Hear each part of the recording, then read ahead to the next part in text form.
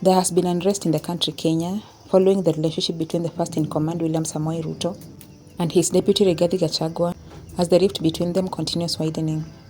This started a few months ago when rumors started circulating that they are not in good terms, which they refuted. But now it has reached to a point where they cannot agree on anything, and Gachagua is set to be impeached. The first motion happened a few days ago in Parliament, and most MPs voted yes to the impeachment. His fate will be determined on Friday 18th, after the motion that's set to happen at the Senate. But Kenyans can already predict the outcome because a majority of senators are members of the Kenya Kwanza coalition. However, some good news have emerged concerning the impeachment of the Deputy President Rigathi Gachagua.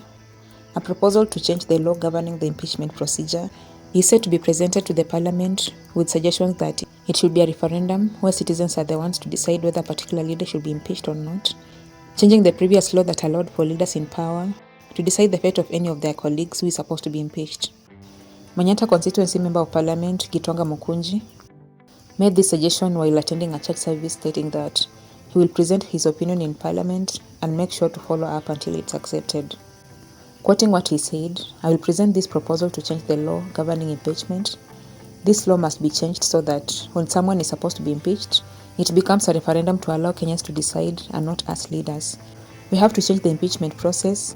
We've seen how Kawira Mwangaza and Deputy President have suffered, and the only thing that leads someone to such a situation is disagreeing with their bosses. Ruto cannot be making sure that citizens don't get chances to work just because leaders are not in good terms."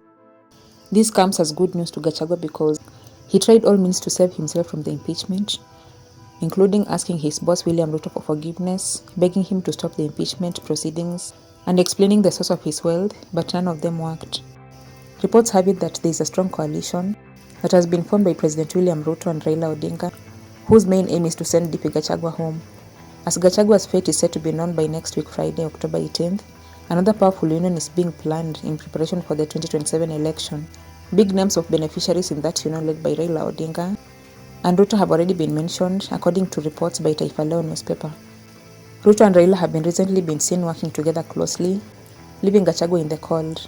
Other leaders in this union are the two leaders from Luhya Nation, that is the Speaker of the National Assembly, Moses Wetangula, and Prime Cabinet Secretary Musalia Mudavadi.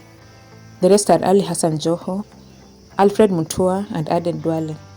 Political experts believe that these 7 men are the ones behind Gachagua's impeachment, and it was just the first step to show that the union is powerful, no one can challenge it.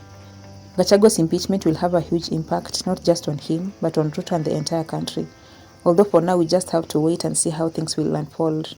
Please stay tuned for more updates by subscribing, commenting, and liking this video. See you on the next one.